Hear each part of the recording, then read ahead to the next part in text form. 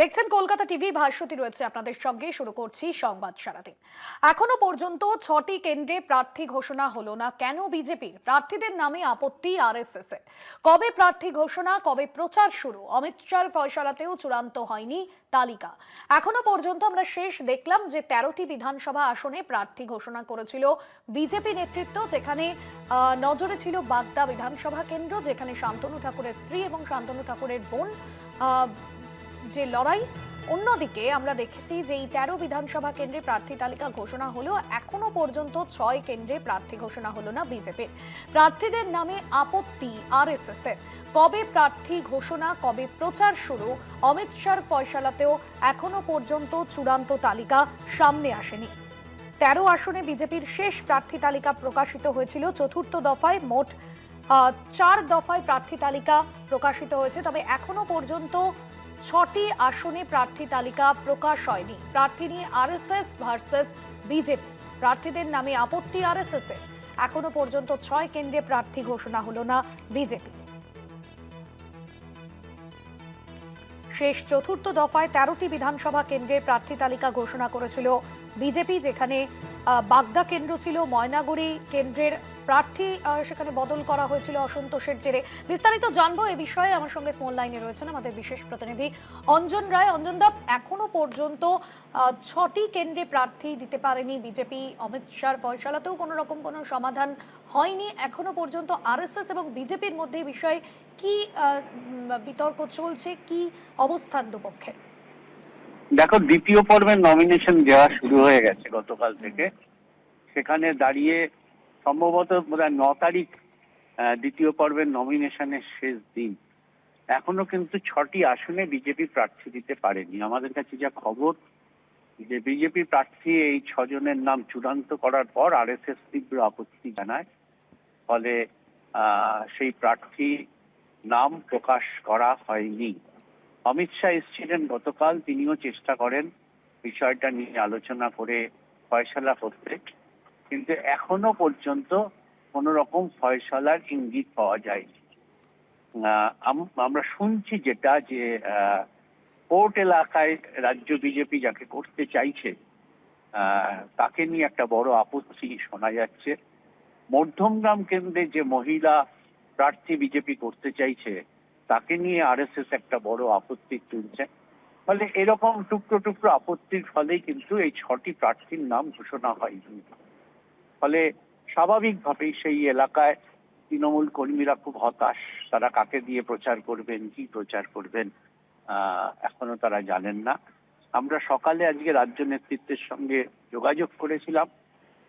তারা বলেছেন যে আশা করা যাচ্ছে আজকের মধ্যে পরিস্থিতি স্বাভাবিক হয়ে হয়তো আজকে রাতে বা কাল সকালে ঘোষণা করা হবে। আপাতত অপেক্ষা বলতে পারো, কিন্তু এই বিরোধটা দলীয় পর্যায়ে বিরোধ না, এই বিরোধ বলতে পারো বিজেপি আরএসএস এর মধ্যে চরম বিরোধ। ফলে সব প্রার্থী, সব রাজনৈতিক দল তাদের সব প্রার্থী ঘোষণা করে দিয়েছে। ভোটের দ্বিতীয় দফার নমিনেশন জমা দেওয়া শুরু হয়ে গেছে, কিন্তু যেহেতু আরএসএস বেঁকে বসেছে, ফলে স্বাভাবিকভাবেই বিজেপির কেন্দ্রীয় নেতৃত্ব এই 6টি নাম প্রকাশ করতে পারছে না। মিটিং চলছে, আমাদের কাছে যা খবর, দফায় দফায় বৈঠক চলছে আরএসএস সঙ্গে কেন্দ্রীয় নেতৃত্বের। বিজেপি রাজ্য নেতৃত্ব মনে করছেন যে আজকের মধ্যে এটার ফয়সালা হবার সম্ভাবনা আছে। একদমই অঞ্জনদা, সেক্ষেত্রে আমরা দেখেছিলাম প্রার্থী ঘোষণার পর প্রথম দফায় বা দ্বিতীয় দফায় সেক্ষেত্রে বিভিন্ন জায়গায় অসন্তোষ তৈরি হয়েছিল। সেটা বিজেপির অন্দরের যে দ্বন্দ্ব সামনে এসেছিল, বিজেপি কর্মীদের একাংশ বিক্ষোভ দেখিয়েছিল।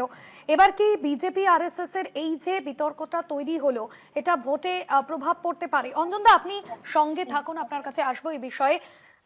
এই মুহূর্তে আমাদের সঙ্গে ফোন লাইনে রয়েছেন তৃণমূল মুখপাত্র অরূপ চক্রবর্তী। অরূপবাবু, এই যে প্রার্থী ঘোষণা করা হচ্ছে বিজেপির তরফে শেষ 13টি বিধানসভা আসনে, এবং এখনো পর্যন্ত 6টি আসনে প্রার্থী দিতে পারেনি আরএসএস এবং বিজেপির মধ্যে একটা দ্বন্দ্ব চলছে, আপনি কি মনে করেন এ বিষয়ে? যারা নাকি রাজ্যের বহু তরফ এখনো প্রার্থী খুঁজে পাচ্ছে না, টেন্ডার ব্যাক করছে বিজেপিকে। টেন্ডার দেখেও কেউ বলি পাঠাতে রাজি হচ্ছে না। এই 6টা আসন বলছেন, এর আগের লক্ষ্যে 152টা আসনে প্রার্থী খুঁজে পাচ্ছে না। কোন রকমে লোককে ধরে বুঝিয়ে বাজিয়ে আসলে কে আর হিরো প্রার্থী হতে চায়? কেউ তো ছাগলের তৃতীয় সন্তান হতে চায় না, সবাই তো জিততে চায়। জিততে গেলে বিজেপির প্রার্থী হবে কেন? জিততে গেলে তৃণমূলের প্রার্থী হতে চাই গেলে খুব স্বাভাবিক। এর থেকেই বোঝা যাচ্ছে যে এই দলটার নির্বাচনের পরে, রেজাল্ট বেরোনোর পরে কি অবস্থা দাঁড়াবে। 4 মের পরে বিজেপির দিল্লির নেতারা গতবার যেরকম 2 মের পরে পালিয়েছিল, সোজা ডাইরেক্ট ফ্লাইট করে দিল্লি পালিয়েছিল, নেতাগুলো তো দিল্লি পালাবে, কিন্তু সাধারণ কর্মী সমর্থকরা বেচারা যারা এত গলা ফুলি চিৎকার করবে, তৃণমূলকে হুমকি দিবে, তারা তো বাংলাতেই থাকবে। আমি তাই বলছি, উস্কানি না দিয়ে সদ্ভাব রেখে প্রত্যেকে নিজের দলের প্রচার করুন। কিন্তু আপনার দল প্রার্থী খুঁজে পায় না, আপনি বাংলা দখলের স্বপ্ন দেখছেন। আরে আগে নিজের দল সামলা, তারপরে ভাবি বাংলা। বাংলার মানুষ মমতা ব্যানার্জিকেই চায়।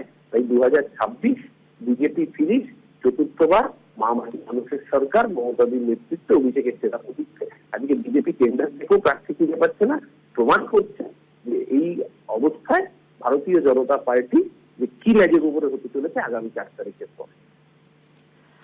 সেক্ষেত্রে অরূপদা, একদমই অনেক ধন্যবাদ জানাবো আপনাকে। তৃণমূল মুখপাত্র অরূপ চক্রবর্তী ছিলেন আমাদের সঙ্গে ফোন লাইনে। আমাদের বিশেষ প্রতিনিধি অঞ্জন রায় রয়েছেন আমাদের সঙ্গে। অঞ্জনদা, যেমনটা আপনার কাছে প্রশ্ন করছিলাম যে এর আগে আমরা দেখেছি যে প্রার্থী তালিকা প্রকাশ ঘিরে বিজেপির অন্দরে যে অসন্তোষ তৈরি হয়েছে, এবার কি আরএসএস এর সঙ্গে বিজেপির যে এই দ্বন্দ্ব প্রার্থী নিয়ে, সেটা কি ভোট বাক্সেও কিছুটা হলে প্রভাব পড়তে পারে? দেখো, এইভাবে তো বলা যায় না যে ভোট বাক্সে প্রভাব পড়বে কিনা, কিন্তু অসন্তোষ তৈরি হচ্ছেই।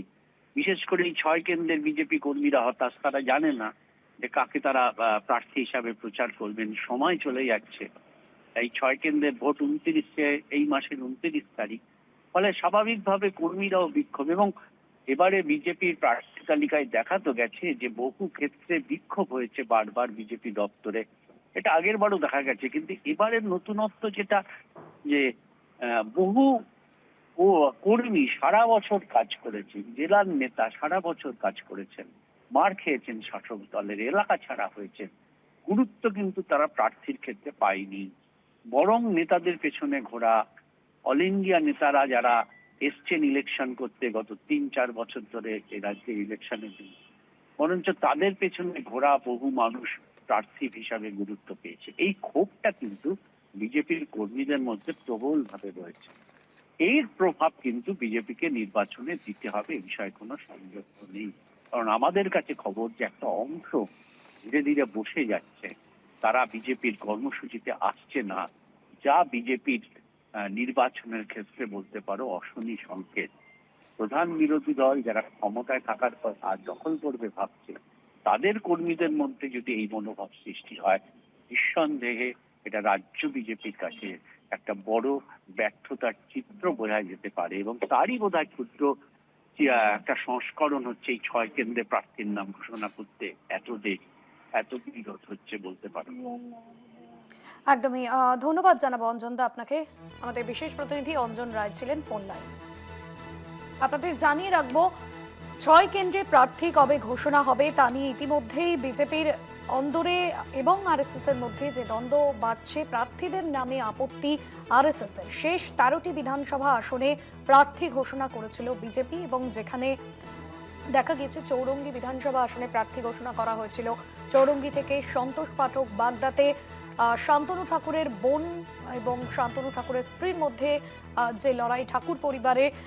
অন্যদিকে বলা যায় যে শেষ যে প্রার্থী তালিকা প্রকাশ হয়েছিল সেখানে আমরা দেখেছিলাম ময়নাগুড়িতে, যেখানে বিজেপি প্রার্থী বদল করা হয় অসন্তোষের জেরে বিজেপি কর্মীদের মধ্যে। তবে এখনো পর্যন্ত 6টি কেন্দ্রের প্রার্থী ঘোষণা করা হয়নি।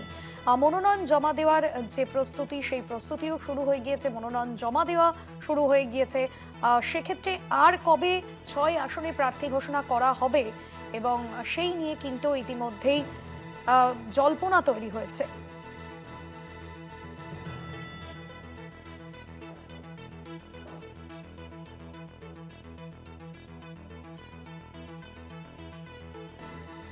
রাজ্যে প্রথম দফার ভোটের মনোনয়নপত্র জমা দেওয়ার প্রক্রিয়া শুরু হয়ে গিয়েছে। তবে এখনো পর্যন্ত বাংলার সব আসনে প্রার্থীদের নাম ঘোষণা করে উঠতে পারেনি বিজেপি। মঙ্গলবারই চতুর্থ দফায় 13 জনের নাম প্রকাশ করা হয়েছে, তারপরেও 6টি আসনে প্রার্থী ঘোষণা এখনো পর্যন্ত বাকি রয়েছে। আমরা দেখেছিলাম মঙ্গলবারই বিজেপিতে যোগ দিয়েছিলেন প্রাক্তন টেনিস তারকা লিয়েন্ডার পেজ। তবে চতুর্থ দফায় বিজেপির যে প্রার্থী তালিকা সামনে এসেছিল সেখানে সন্তোষ পাঠকের নাম আসে। কলকাতার চৌরঙ্গি কেন্দ্র থেকে তাকে প্রার্থী করা হয়েছিল। উত্তর 24 পরগনার বাগদা কেন্দ্রে সোমা ঠাকুরকে প্রার্থী করা হয়েছিল বিজেপির তরফে। তবে 6 কেন্দ্রে ঠিক কি হচ্ছে, আরএসএস এর সঙ্গে বিজেপির যে দ্বন্দ্ব, তার জন্যই কি প্রার্থী ঘোষণা পিছিয়ে যাচ্ছে, এই নিয়ে ইতিমধ্যেই জল্পনা তৈরি হয়েছে।